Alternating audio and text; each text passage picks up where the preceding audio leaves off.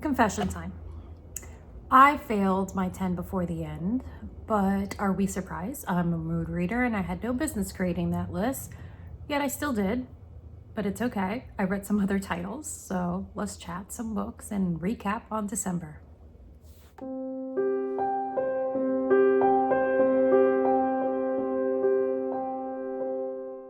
Slightly incredible and somewhat distracting Italian accent. A digital. Welcome back, old and new friends. This is Seaside Reads with Arlene. I'm so glad you're spending some time with me today. All right, so let's recap on December. I think I'm going to go quickly over what was my 10 before the end, the ones that I actually got to and the not so much, and then we'll go into everything I read in the month of December. I didn't have a final year wrap up or anything like that, and the reason for that is that I wasn't really tracking all my reads until the last quarter when I changed the focus of this channel and my pages, and then I started tracking, and I didn't feel like it was fair to the books that came before it if I couldn't really remember everything because I didn't, track it or write it all down or anything like that. So we're starting fresh or go from here.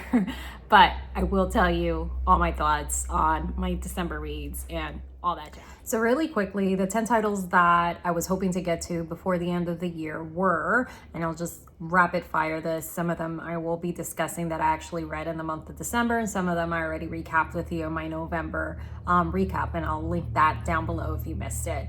So that was The Unfinished by Cheryl Isaac, Trust by Hernan Diaz, The Coffee Shop of Curiosity by Heather Weber, Witch's Guide to Magical Innkeeping, Mandanna, Tales from the Cafe, Not Quite Dead by Holly Jackson, Reads and Deadly Deeds by Allison Brennan, 7 Reasons to Murder Your Dinner Guest by KJ Whittle, The Dead Romances by Ashley Poston, and All Better Now by Neil Schusterman. So those were my 10 titles before the end. I will tell you the ones I did not make it to, but I still plan to read. I have a new pretty notebook, like Ocean Shore on it, which I absolutely adore. I just wanted a simple notebook for like a commonplace junk book journal type of thing, which is what I do, and I have like various notebooks, so if I try to gather all together at the end of the year is a little chaotic, so I hope to put everything in here for 2026. And this is for my friend Megan from Schoolness. It is not quite out yet. She's going to be offering this probably like early spring, maybe a little bit before, so keep an eye on her website. And this is on the A5 side, and it is a lay flat design. Just wanted to show you because I'm really excited to be having everything in one place. So if you see me looking down, this is what I'm looking down at. So one of the titles that I didn't get to, and I absolutely will, is Tales from the Cafe, Toshikashu Kawaguchi. And I hope I got close. I apologize if I butchered that. I did read the first one in the series, Before Your Coffee Gets Cold, and this is like time travel, magical realism, Japanese translated lit. I absolutely adore from translated titles. Japanese fiction is one of my all-time favorites. So I didn't get a chance to jump into this, and I actually grabbed the next 2 books in this series from the library. So I am hoping to catch up on this series this month for January in Japan, bookish theme thing. So I am hoping for, but this one, so they go into a cafe. The first book is that they go into a cafe, and you can travel back in time from a specific seat, but you cannot move from the seat. You can't change anything from the past or anything like that. You basically are an observer, and you have to get back before your coffee gets cold, that gets poured on there. And there's like some kind of eerie, creepy elements as well. I mean, Japanese fiction just hits differently. So I'm excited to see where this one takes it further, the Tales from the Cafe. So hopefully I'll have a recap. The other title I didn't get to from my 10 before the end was 7 Reasons to Murder Your Dinner Guest by KJ Whittle. I just was not in the mood for it. It was nothing like, oh, I tried it and there was no appeal.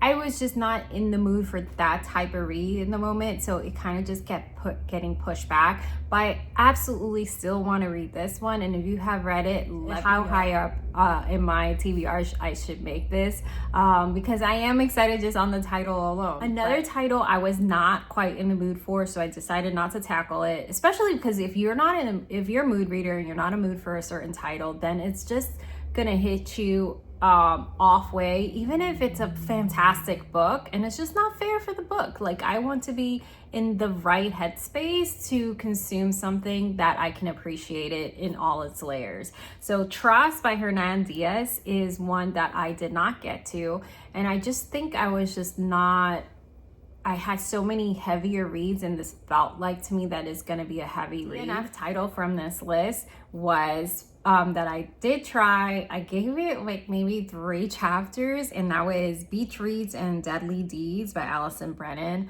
I was just not jiving with the writing style, or I don't know if it was the writing style, more of the voice. And this author, I'm pretty sure, is new to me. I don't remember reading anything else by this author, but I was just not jiving with it. And I had so many other titles I really wanted to get to. So to me, I am not afraid to DNF a title. Life is too short. There's too many books in my stack. I will move on. I will give you the good college try. I don't do like a couple pages or page or whatever. I do have a point of no return. If I am past 50% of the book, I'm going to finish it, even if it hurts, because like at that point, I've already invested all this time. I'm just gonna finish, unless it's like something that it's like an 800 pager and then it's like reading a whole other book, then yeah, let's move on. But I could be the queen of DNF. I will DNF you with no regrets. Like, moving on. I do have a habit of revisiting certain DNFs that maybe I was just not in the mood for it, and I just decided to abandon it. But if it was for generally like I was just not jiving, like the Beach Reads and Deadly, I was just not connecting with this title. I don't even know how to say it nicely, because I am not here ever to bash an author's work or anything like that. I mean, I'll always give you my honest opinion if I loved it or hated it or anything in between. And I just like, and I won't rate anything that I didn't finish. I would refuse to do that, but I just could not. I could not. So I abandoned ship. If you read it and made it through and tell me I need to give it a second chance, let me know. And then I had another DNF, which I was super surprised that this was going to be a DNF. And I will talk more about it at the end. But I'm going to tell you that Not Quite Dead Yet by Holly Jackson was a DNF for me. And that was painful. Not Quite Dead Yet by Holly Jackson surprised me. I thought it was gonna be one of those titles that was gonna be right up there, like one of my favorite reads, and I could not finish it. We will talk more about that at the end when I discuss my DNFs. So I did read everything else on my list, which was The Unfinished, At the Cafe, Coffee Shop of Curiosity, which is Guide to the Magical Ink, The Dead Romantics, and All Better Now. So those titles, I think it did pretty good for being a mood reader of how many titles I knocked off from here. So I think that was not bad, right? Okay, so let's get into the recap of December. All right, so why am I even on an egg? Okay, so they're actually painting the exterior of our house right now. So all our outside lawn stuff is inside the house. And I'm like, you know what?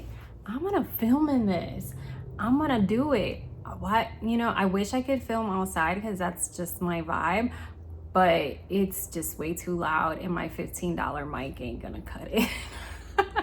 Anywho, so I'm gonna go in the order that I read every title in December as usual, not in the order of preference or anything like that. This is just how I finished it. I read multiple titles at once, but obviously I don't finish everything at once. I don't have that superpower. So the first title is one that I wanted to give this author another chance because I really enjoy the writing style of The Lost Bookshop, but it didn't exactly give me what I went in expecting, and that was a little bit of a disappointment for me. So, but the writing itself was beautiful, and I just knew that if I picked up another title that it may just hit me differently. So that's what I did with The Mysterious Bakery en Rue de Paris.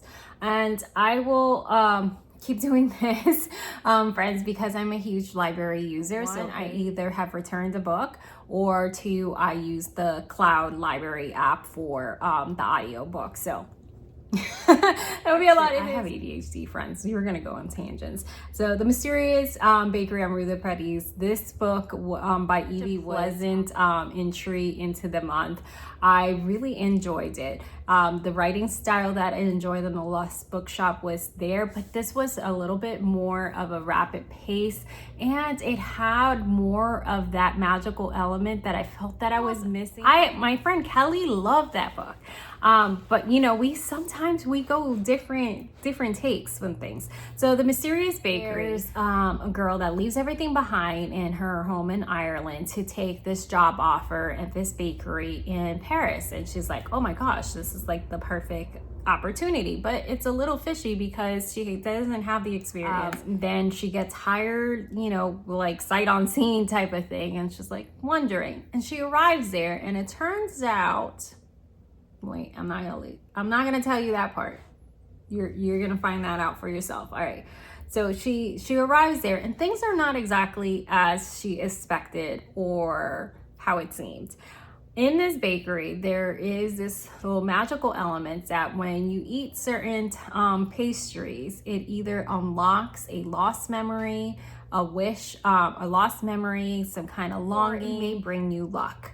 And this is both character driven and plot driven. There's so many beautiful, mysterious element to this story that it will keep you like wanting to figure out more, but then at the same time there's like a twist there that you didn't even see that it was supposed to be happening or coming.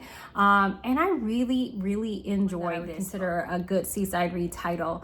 You know, and seaside reads are those comforting ones, and we'll get into that in another one, but I gave this one a 4 stars, and I just really enjoyed it. So I will definitely continue to explore more of Evie Wood's absolutely favorite ones for the month, and I have raved about it over on Instagram. A second novel by the same author, which I loved even more, and we'll get onto that in a bit. But that is The Italian Ballerina by Kristy Cambron. I have so much love for this book. All right, so obviously I am an adult ballet student. I had me at hello with the title, but this was a multiple timelines story, and this is something that she's known for. This is a historical fiction. The way that she intertwines the timelines and characters and people, and how it connects or disconnects, and the mystery element of this story was, I could not put it down. I love this book so much. Late 1930s to present day, from World War II, like right before. This involved a British ballerina named Julia Bradbury. She became involved with efforts to save Jewish Italian using a fake syndrome, and this is based on true history, and this and rabbit hole of like learning more later. Another young woman, she uncovers some hidden past of her grandfather after he passes away, and there is this certain item that someone is wanting back from his estate, or you know, from his will that he has, and it's back in Italy. And so she reaches out to this family's to that family that wants this item back for their own grandmother, and that starts a whole unraveling of a whole mystery, and then going back in time, Ballerina and the team of individual World War II and pre-World War II. And there is so many different characters that I was so invested in this story, and the way that it unraveled and got together without ruining anything for you, it was just truly, she has now become one of my top 5 authors. I love how she does historical fiction, and I can probably ramble about this book for a while, which it probably deserves its own video. But I absolutely loved it, and I didn't even realize it was the same author that we had our short list for our January book picks, and it turned out that She's the same author of The French Kitchen, which is our selection for January. Time for you to catch up with us reading The French Kitchen by Kristy Cambron. I've already finished it within the first couple of days of the month. I'm trying not to talk much about it because we're gonna have a live discussion over on Instagram, but it was 5-star read for me. Italian Ballerina, I gave it a 4.5 star. I don't really know why, but I try to stay true to whatever my feeling was in the moment. And in that moment, it was a 4.5 stars. So we're gonna stick to that. But The French Kitchen was a 5-star read for me. Beautiful, well-researched, immersive, writing, dropped in the action, mystery done exceptionally well. I cannot say enough good things about it. For me, it was just such a standout read. Probably the favorite of the month, I want to say. I may change my mind as I go down this list recapping what I said. Next title I read was, okay, it was a good read. Was it a memorable read for me? It wasn't. I thought it was going to be one of my top reads of the month, and it wasn't. And especially because it give me anything about witches, anything with magic, and I am game. Like, I am there, especially add witch. Yes, please. And this had the makings of being like a standout, a standout favorite, and it wasn't exactly that. And I'm not really sure where the disconnect was for me. Maybe if I read it again, I'll feel differently, not sure. And this is The Witch's Guide to Magical Innkeeping by Sangu, Mandanna. And I'm probably saying that wrong. Sorry. She was a well-known, like, powerful witch, and then something happened. She lost her power. She resurrects her aunt, I want to say, or great aunt, that had just recently died. So there's a lot of quirkiness. There's a lot of chaos. It kind of gave me, like, when I was first looking at it, I felt like I was getting almost a Gilmore Girls vibe, but add magic because of the banter and the the chaos that goes along with it. And those elements I really did love. I would not say, oh, I don't recommend this read, not by a long shot. It was just not as memorable to me as other titles in the month, but there's a lot of different dynamics and quirkiness and back and forth, and obviously all the magical elements to it.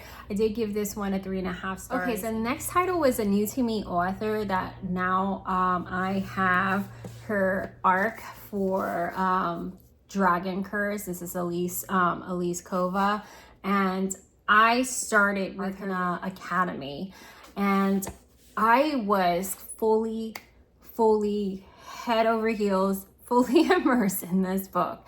I used to be a huge fantasy reader. I am not such a primary fantasy reader anymore, just because it's a little bit of a mind warp, and sometimes I just like looking for just comforting reads that doesn't wear as much sharpness. Now probably one of the ones that you take some notes for. I couldn't fully tell you how all the magic works even at this point. I think that for me, this would be one of the titles that I would love to reread again and gather even more from it.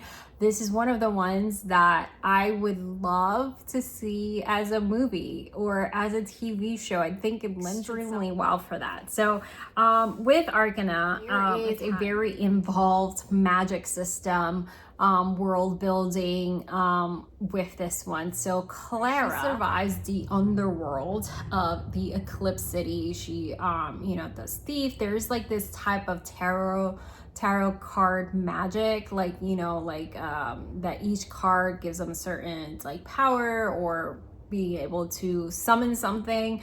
I couldn't fully explain. I'm gonna be honest, I can't fully explain all the magic in it, and normally that would be a hit, like a miss for me, like if I can't fully like grasp all the elements from it.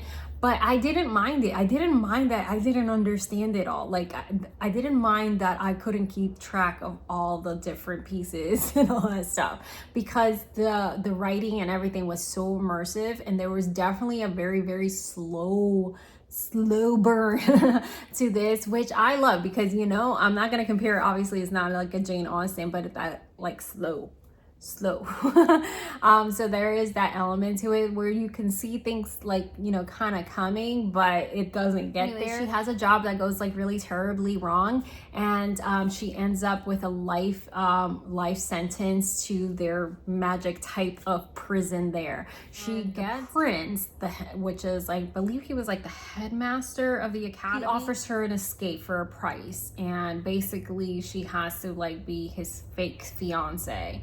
And it unravels from there and goes on all kinds of adventure, action, right amount of like doses of everything throughout. I really enjoyed this book, and it was one that I would not mind at all to reread and to fully understand the magic system, because, you know, it still hits me. I'm like, okay, this tarot card does this and this does that, and it was a little bit of a mind bend, but I really love it, and I am fully enjoying The Dragon Curse by Elise Kova, and we'll talk more about this on the next month's wrap up, or if I do just a separate video on it. I think I just want to do that. I want to go into like just doing separate videos because obviously I talk a lot. After that, I have been reading this forever, and that is Anna Karenina by Leo Tolstoy.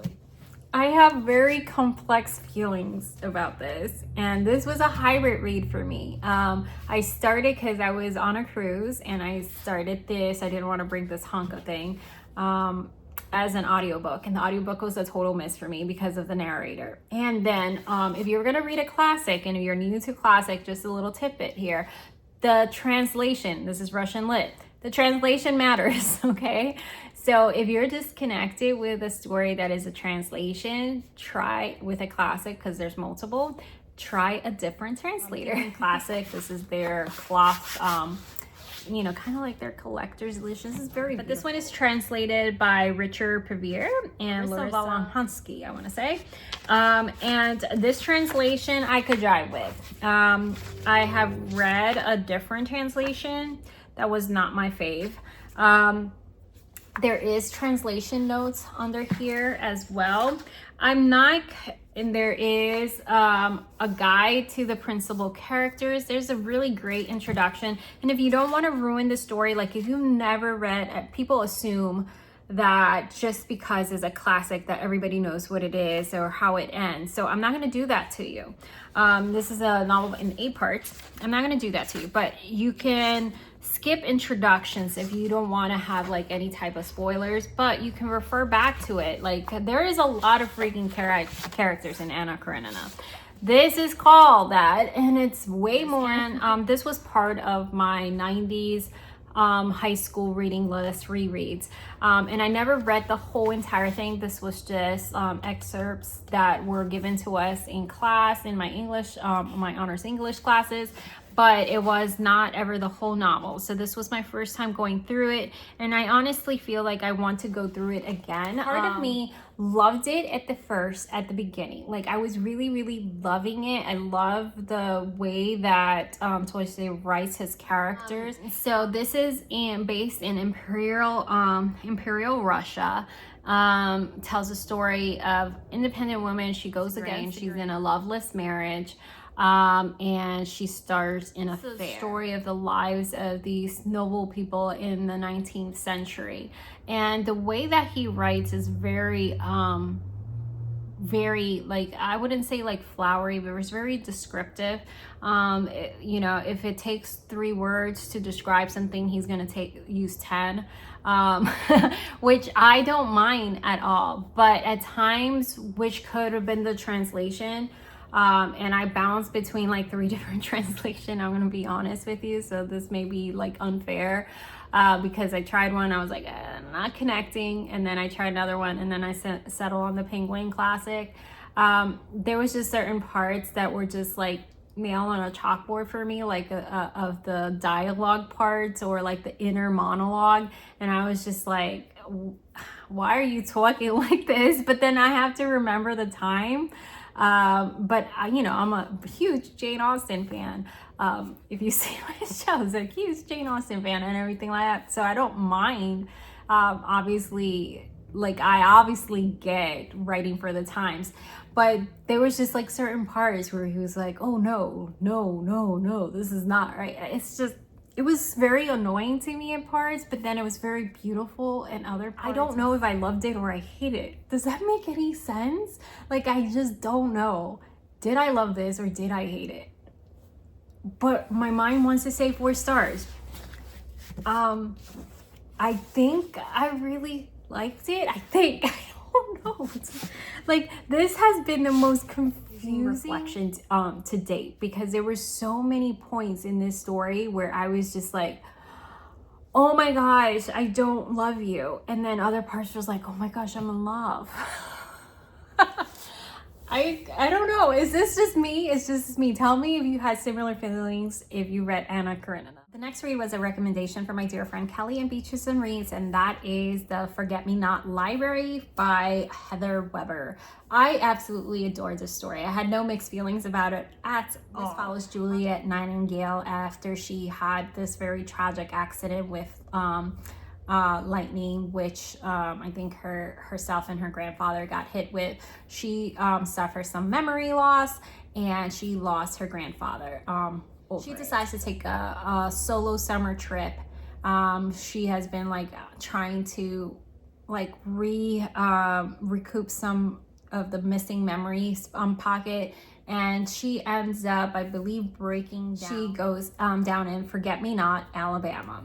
And this library has some really interesting quirks, and there is another character, Tallulah, and so you're listening to both point of views. And she is a single mother, trying to do the best that she can, and she works in the Forget Me Not library. In the Forget Me Not library, there is this cat.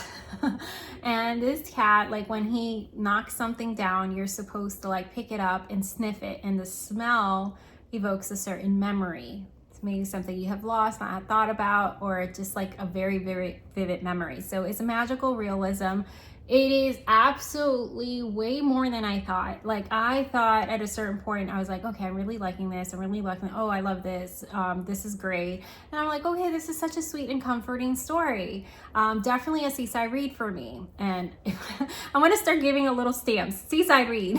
So if you're looking for something like by the water that doesn't require you to have notebooks and everything, taking 1,000 notes, you'll know this is my category for seaside reads. Anyway, so this was definitely that. And then it took a twist I was not expecting. Oh my goodness. Then I was like, oh my gosh, I love you. I love you so much. I love you so much. So now, because I had a library copy, I need my own copy. It was a 4.5 stars for me, which is excellent in my book. And I think it knocked down half a point just because there was a little bit of a pacing thing, like 3/4 in, but it was perfect at the end. So I don't know. Part of me wants to up that, but I like to stay true to whatever I was feeling in the moment. And in the moment I said 4.5 stars. So I'm going to stay true to that. But it may be a little bit higher than that. And you have to read it. You have to read it. The Forget Me Not library, it needs to be a trophy book for me. And you don't need to be a 5-star to be a trophy book, If I really love you and I had a lot to say, then you get to be a trophy book. I love Heather Weber. I think that she does like Southern magical realism just exceptionally well. And she just has that pocket, and I just love it. Yes. The last book I read for the year, what I wrapped up the year with was a YA debut horror. I know it's an interesting pick, but that's where I landed. And it was one of my 10 before the end reads. And it was absolutely everything I wanted and more. It was a 4.5 stars for me. And that is The Unfinished by Cheryl Isaac. There's a second novel. This is the story about Avery, and this is rooted in Mohawk folklore. Avery is a athlete, and she runs around in her town in this pond. It's a strange pond in the forest, and that awakens some kind of horror, again rooted in this folklore, and townspeople in Crook Falls start disappearing. When one of her closest friends disappears, she tries all these things to save her best friend, and for the others to not be forgotten. So this was way more than horror.